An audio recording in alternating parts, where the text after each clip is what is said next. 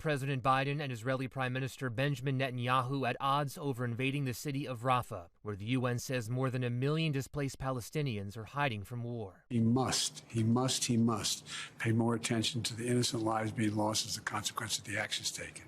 Netanyahu says his troops will move into the southern city in Gaza, saying, "We'll go there. We're not going to leave. You know, I have a red line.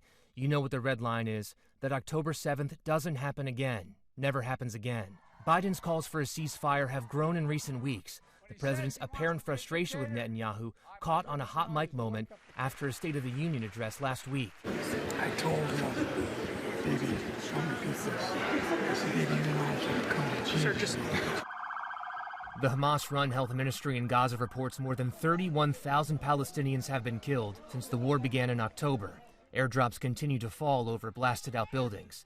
A humanitarian aid ship carrying 200 tons of supplies waits for a third day in Cyprus, preparing a trip to Gaza as soon as possible. Pressure for a ceasefire continues to build here at home.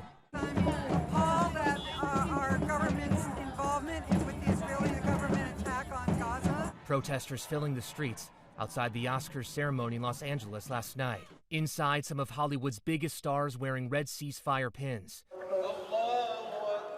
Back in Gaza, as the holy month of Ramadan begins, the United Nations says hunger is everywhere, and there is no safe place for the people in Rafah to go. President Biden ordered an emergency mission to build a floating pier off Gaza to bring aid there. A U.S. military ship is on its way. It could take weeks to build that pier.